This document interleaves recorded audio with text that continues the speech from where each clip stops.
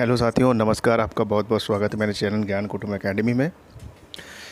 साथियों, हिस्ट्री के 2 लगातार वीडियो आए हैं, तो मैंने सोचा कि आपको एक हफ्ते के लिए उसको पढ़ने का नोट्स तो हो ही जाएगा, तो आपको उसको पढ़ना भी है और अच्छे से रिवीजन भी करना है। और आज मैं उस पर कुछ एक प्रैक्टिस सेट भी डाल रहा हूँ। या तो आपने पढ़ लिया होगा तो आप उसको पहले लगा लीजिएगा आज, या अभी आपने उसको नहीं पढ़ा है तो उसको 2-3 दिन में पढ़ के इसको रिवाइज़ करने के रूप में इस प्रैक्टिस सेट को देखिएगा, जो कि आधुनिक भारत की सीरीज़ चल रही है। उसमें सिख धर्म का जो है हमारा, उससे संबंधित इसमें प्रश्न मैंने डाले हुए हैं। और साथियों, जो सीटेट के जो हमारे छात्र हैं जिनके लिए अभी हमारा बाल विकास का थोड़ा सा रुक गया है 1 हफ्ते से करीब मामला, तो बाल विकास के अब लगातार 2 वीडियो आपको कल या परसों में मैं डाल दूँगा, आपके 2 वीडियोस, जिसमें कि पूरा मैं बुद्धि तक पूरा कवर कर दूंगा उसमें, और फिर उसको प्रैक्टिस सेट में आपको कन्वर्ट करके करवा दूंगा। तो उसको तो देखेंगे। तो आज मैंने सोचा, हिस्ट्री वालों को अब चल रहा है मामला, तो आज थोड़ा सा नोट्स बोर्ड पे नहीं बना पाया, मुझे थोड़ा सा कम समय मिल पाया, तो मैं नेक्स्ट टर्न पे उसको ज़रूर से आपको सीटेट वालों के लिए देखेंगे। आप निराश ना हो, प्रैक्टिस करते रहिए, हर चीज़ मिलेगी आपको। तो आइए आज सिख धर्म पे आधारित कुछ प्रश्न देखेंगे जो कि परीक्षाओं में बहुत बार आए हुए हैं। जैसे कि मैं पहला प्रश्न उठा रहा हूँ, तो आप ये देख रहे हैं, ये प्रश्न आया हुआ है MPPCS के प्री में आया है 2015 के। है क्वेश्चन आसान सा, लेकिन देखिए ऐसे ही आसान तब लगता है जब आप पढ़े होंगे। जब नहीं पढ़े होंगे तो आपको कोई भी ऑप्शन नहीं आएगा। पढ़ लेंगे तो आपको लगेगा अरे ये तो आसान था।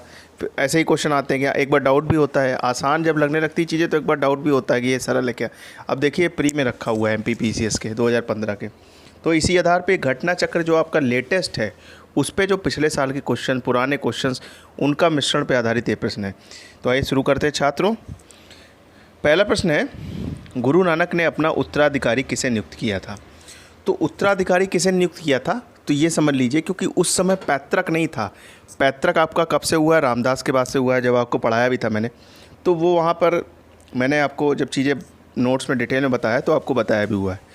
तो गुरु नानक ने अपना उत्तराधिकारी, मतलब उनके बाद का जो गुरु है, तो आप क्रम याद करेंगे तो उसमें जो सेकंड नंबर पे आएंगे, आप थोड़ा सा खुद सोचिए तो कौन से होंगे। वो होंगे आपके, कौन होंगे, गुरु अंगद होंगे। कौन होंगे, गुरु अंगद। तो इसका कौन सा ऑप्शन होगा, सेकंड ऑप्शन होगा, फोर्थ ऑप्शन होगा, गुरु अंगद। आइए आगे देखते हैं दोस्तों। अगला क्वेश्चन जो आपका प्रश्न है वो क्या है साथियों, निम्नलिखित में से किस सिख गुरु ने गुरुमुखी लिपि आरंभ की थी। अब ये देखिए UPPCS के मेंस 2017 का क्वेश्चन है, मेंस में पूछा गया है और 17 का क्वेश्चन। सोचिए 2-3 साल पहले के क्वेश्चन आ रहे हैं। तो निम्नलिखित में से सिख गुरुमुखी किसने प्रारंभ की थी, गुरुमुखी किसने प्रारंभ की थी। अब आप इसको भी नोट्स में मैंने लिखाया हुआ है, तो थोड़ा सा पढ़ेंगे। जो ये गुरु अंगद थे, नानक देव के बाद बने थे, इन्हीं ने ही गुरुमुखी लिपि का प्रारंभ किया था। तो इसको भी मैंने आपको नोट्स में बताया हुआ है। ठीक है साथियों, तो ऑप्शन नंबर डी होगा। आइए आगे बढ़ते हैं साथियों। अगला प्रश्न देखेंगे, पंजाब में अमृतसर नगर को स्थापित किसने किया था। तो अमृतसर नगर किसने बताया था, तो आप याद करेंगे थोड़ा सा कि अमृतसर नगर को पहले भूमि दी गई थी, है ना। किसको, अमरदास को भूमि दी थी अकबर ने। फिर उसके बाद उस पर अमरदास को जब भूमि मिल गई थी तो उसके बाद क्या हुआ था, उसी भूमि पर रामदास ने क्या किया था, गुरु रामदास ने क्या किया था, उस भूमि पर क्या बनाया था, अमृतसर नगर स्थापित किया था। इसको ऑप्शन नंबर क्या होगा, थर्ड का डी ऑप्शन होगा, गुरु रामदास, जिन्होंने अमृतसर नगर। और मैंने बताया भी था आपको, रामदास के बारे में पूछा भी गया है। फिर उसके बाद आपका अगर याद करेंगे थोड़ा सा आप, उसके बाद इसी पर ही फिर गोल्डन टेम्पल बनाया गया है। किस सिख गुरु को अकबर ने 500 बीघा ज़मीन दी थी। तो 500 बीघा ज़मीन मिली किसकी थी, रामदास को, जिसने क्या किया था, आपने अभी पिछला क्वेश्चन किया है, अमृतसर नगर इसी ज़मीन पर ही बसाया था। ठीक है साथियों, आइए आगे बढ़ते हैं। निम्नलिखित में से कौन सा युग्म सही और सुमेलित है। अब ये थोड़ा सा अलग क्वेश्चन है, इसको हो सकता है आपको लगे कि कुछ चीज़ें नहीं है, लेकिन ऐसा नहीं है। कुछ चीज़ें तो आप कर लेंगे। 2 ऑप्शन मैंने नहीं बताया है नोट्स में, लेकिन आप नोट्स में उनको लिख लीजिएगा। 2 ऑप्शन तो देखिए क्वेश्चन किस में आए। IAS के प्री में 1996 का क्वेश्चन है। तो देखिए आदि ग्रंथ की रचना है वो किसने की थी, आदि ग्रंथ जो है वो किसने लिया था। आप थोड़ा सा अगर याद रखेंगे, इसमें सही सुमेलित पूछा गया है। पहले तो ये देख लीजिए, इसमें मिलान नहीं करना आपसे, सही सुमेलित पूछा गया है। पूरा क्वेश्चन पढ़िए, सही सुमेलित कौन सा है? तो गुरु अमरदास, मीरी और पीरी, ये गलत है। अर्जुन देव ने आदि ग्रंथ की रचना की थी, बिल्कुल सही बात है। और खालसा जो है रामदास ने गुरु गोविंद सिंह ने किया था। किसने किया था? गुरु गोविंद सिंह ने किया था। तो आप इसको याद रखिएगा। इसमें केवल ऑप्शन नंबर कौन सा सही है? बी। ये खालसा जो है वो गुरु गोविंद सिंह द्वारा किया गया था और गुरु अर्जुन देव ने आदि ग्रंथ की रचना की थी, इसलिए ऑप्शन सही होगा। आंसर नंबर बी होगा इसका। ठीक है साथियों। अब इसमें जो बाकी ऑप्शन है वो गलत हैं। अब ये जो मीरी और पीरी है, इसके बारे में लिख लीजिएगा। ये गुरु हरगोविंद ने की थी। किसने की थी? हरगोविंद में लिख लीजिएगा इसको। मीरी और पीरी किसने की थी? हरगोविंद ने की थी। ये मीरी और पीरी किसके द्वारा की गई है? हरगोविंद। ठीक है, इसको लिख लीजिएगा आप लोग। लिख नहीं पाया पूरा, लेकिन लिख लीजिएगा, हरगोविंद द्वारा की गई है। ठीक है, खालसा पंथ हो गया गुरु गोविंद सिंह। ठीक है साथियों, इस तरीके से इसको आप नोट्स में लिख लीजिएगा, हरगोविंद वाले में इसको लिख लीजिएगा। ठीक है साथियों। और जो आपका मंजी है वो अमरदास का है। मंजी जो है वो किसके द्वारा है? अमरदास के द्वारा। आइए आगे बढ़ते हैं साथियों। किस सिख गुरु ने विद्रोहियों राजकुमार खुसरो की सहायता की से धन एवं आशीर्वाद प्राप्त किए? मतलब कि सहायता की एवं धन एवं आशीर्वाद से की थी। मतलब किसने राजकुमार खुसरो की सहायता की थी, ऐसा समझिए क्वेश्चन को। तो राजकुमार खुसरो मतलब शाहजहाँ। शाहजहाँ की सहायता किसने की थी? शाहजहाँ की सहायता इन्होंने की थी, इसीलिए इनको बड़ा भारी भी पड़ गया था ये सहायता करना। ये आपके थे गुरु अर्जुन देव, और इसी वजह से जहांगीर ने इनको नाराज़ होकर क्या कर दिया था? फांसी पर भी लटका दिया था। तो कौन सा ऑप्शन सही होगा? ऑप्शन नंबर सी सही होगा। ठीक है साथियों। और इसीलिए इसको जहांगीर ने फांसी भी दे दिया था, क्योंकि उनका पुत्र था, विरोध के स्वरूप इनसे आशीर्वाद लेने पहुंच गया था। जहांगीर के विरोध में वो खड़ा हो गया था, खुर्रम, इसी वजह से ऐसा हुआ था। ठीक है साथियों, ये भी बताया हुआ है आपको। आदि ग्रंथ अथवा गुरु ग्रंथ साहिब का संकलन निम्नलिखित में से किसने किया था? अब देखिए, संकलन, उसका पुनः संकलन जो है वो गुरु गोविंद सिंह ने किया, लेकिन मूलतः संकलन जिसने आदि ग्रंथ लिखा है वो क्वेश्चन देखिए कितनी बार आया है, 4, 5, 2 उत्तराखंड पीसीएस में लगातार आया है। देखिए कितनी बार रिपीट होते हैं और इन्हीं को घुमा घुमा पूछते हैं और कुछ नहीं होता है। तो आंसर नंबर कौन होगा? गुरु अर्जुन देव ने ही आदि ग्रंथ का मूलतः संकलन किया था, और इसके अलावा इसका पुनः संकलन अगर पूछा जाता है तो गुरु गोविंद सिंह ने किया था। ठीक है साथियों। अब एक क्वेश्चन आया है जिसमें कि आपको बताना है कि किन सिख गुरुओं को मृत्युदंड दिया गया था मुग़ल शासकों द्वारा। अब आपको मैंने बताया भी हुआ है और बाद में अच्छे से एक्सप्लेन करके बताया भी तक। 2 गुरु आपको याद रखने हैं, 2 गुरु याद रखने हैं, और उधर आपको एक कौन याद रखना है, आपको वो भी बताया हुआ है। जब सिख धर्म पार्ट 2 बताया है, बंदा बहादुर वगैरह जब पढ़ाया था तो उसमें भी बताया मैंने। तो याद रखिएगा, फर्रुख सियर ने जब अभी फर्रुख सियर के बारे में बताया था तो उस वहाँ पर भी था। यहाँ पर लेकिन जो 10 गुरु हैं उसमें से आपको गुरु अंगद देव नहीं, गुरु अर्जुन देव, यस, गुरु अर्जुन देव को फांसी किसने दी थी? गुरु अर्जुन देव को फांसी दी थी जहांगीर ने। हरगोविंद नहीं, इनको फांसी नहीं दी थी। गुरु तेग बहादुर, बिल्कुल सही ऑप्शन, इसको औरंगजेब ने फांसी दी थी। तो आंसर कौन कौन से सही हो जाएंगे? 2 और 4 वो किस में लिख रखा है? वो दे रखा है आपका फर्स्ट ऑप्शन। तो ऑप्शन नंबर कौन सा सही हो जाएगा? 2 और 4। देखिए, अगर थोड़ा सा भी डिटेल में अगर आप पढ़ते हैं तो आपका काम आसान हो जाता है। ठीक है साथियों। आइए आगे देखते हैं नेक्स्ट क्वेश्चन की तरफ। किस सिख गुरु की मृत्यु के बाद औरंगजेब जिम्मेदार है? अब औरंगजेब, वही क्वेश्चन देखिए फिर से घुमा के पूछा हुआ है। तो औरंगजेब ने किसको मारा था? गुरु तेग बहादुर को। बिल्कुल पिछली बार वाला क्वेश्चन है, तो ऑप्शन नंबर बी होगा इसका सही। ठीक है साथियों। आइए आगे बढ़ते हैं नेक्स्ट क्वेश्चन। निम्न में से किस स्थान पर एक प्रसिद्ध सिख गुरुद्वारा है? ये UDA LDA का एग्ज़ाम है उत्तराखंड का, तो उसमें LDA के एग्ज़ाम में 2006 में मेन से पूछा गया है।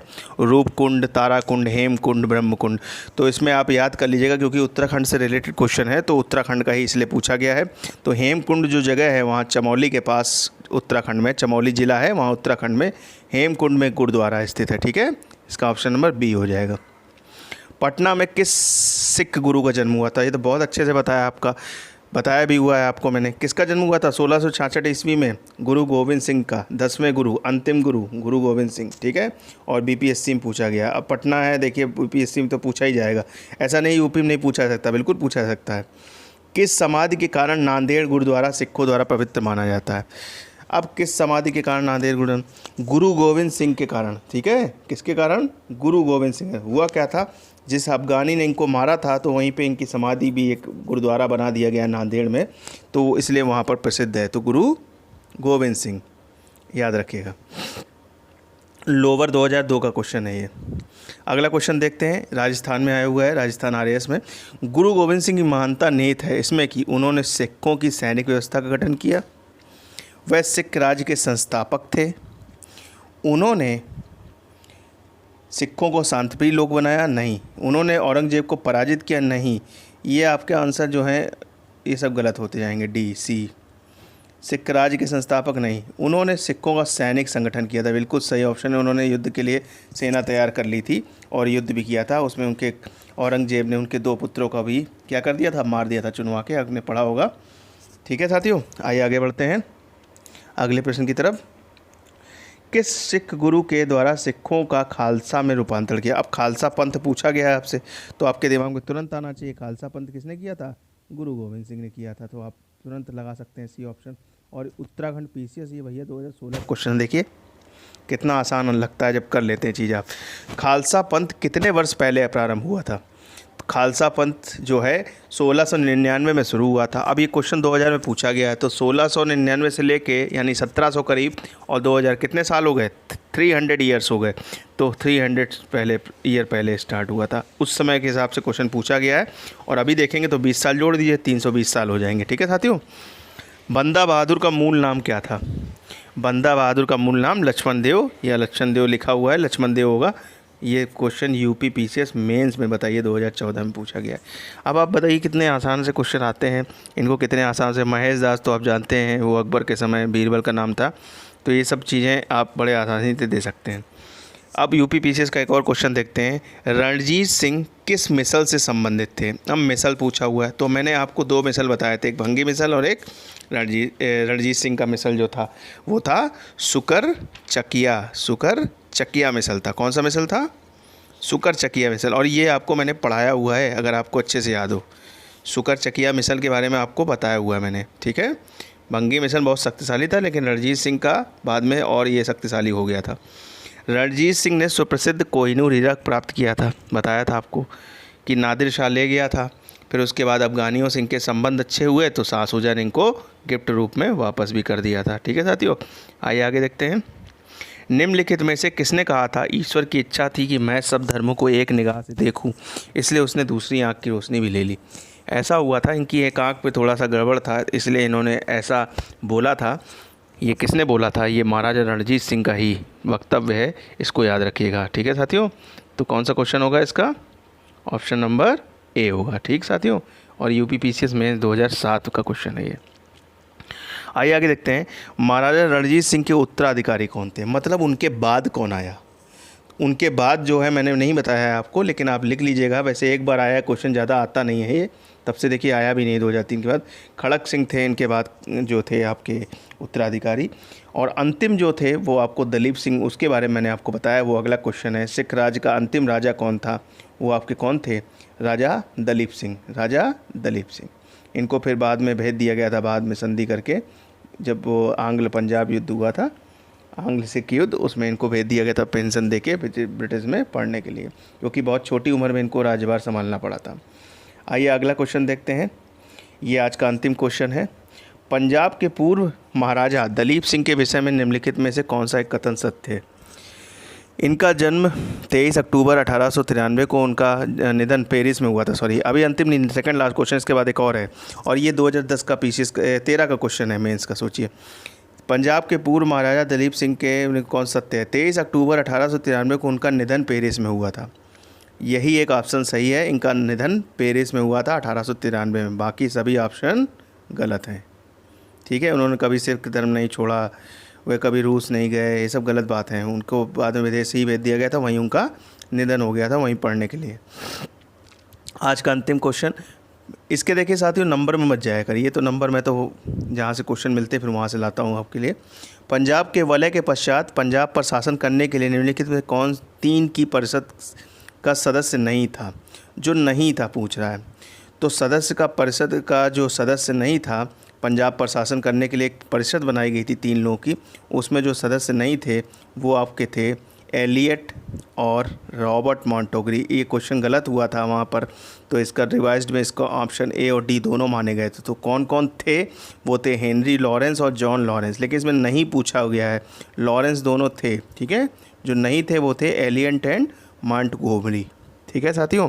तो लॉरेंस याद रखिएगा, वही थे बेसिकली इस सदस्य में विलय के पश्चात पंजाब पर शासन करने के लिए, ठीक साथियों। तो आइए आज का ये जो पार्ट है इसको आप दोबारा देखिएगा और इसको जितना अच्छा हो नोट्स आप उस जितने बनाए हुए हैं उसको आप कंप्लीट करिएगा। और सीटेट वालों के लिए जो अगला वीडियो है बोर्ड पर, वो वाइगोत्स्की वगैरह जो बचा है, बुद्धि बचा है, वो सब आपको मैं नेक्स्ट टर्म पे पढ़ाऊँगा। तब तक आप अच्छे से फिर उत्तर मुग़ल काल तैयार रखिएगा, उसका भी बीच में मैं टेस्ट डाल दूँगा। फिर उसके बाद उत्तर मुग़ल काल का थोड़ा सा पोर्शन बचा हुआ है वो भी समाप्त करूँगा। और विज्ञान का भी चैप्टर नहीं आया है, तो सीटेट के 2 वीडियो के बाद विज्ञान का वीडियो आएगा, ठीक है साथियों। फिर इतिहास पे आएंगे। इस तरीके से हमने स्ट्रेटजी बनाई है कि 2-2 वीडियो डालेंगे, प्रैक्टिस सेट डालेंगे। ओके साथियों, चलिए ख़त्म करते हैं आज का वीडियो। और अपना ध्यान रखिए, कोरोना में कम निकलिए, देश को जागरूक रखिए, और जागरूक आप ही रख सकते हैं, ऐसी अपेक्षा है आप लोगों से। ध्यान रखिए, बाहर कम से कम निकलिए, कोरोना बहुत ही इस समय प्रभावी रूप में आ चुका है, ठीक है साथियों। धन्यवाद। जय हिंद, जय भारत, भारत माता की।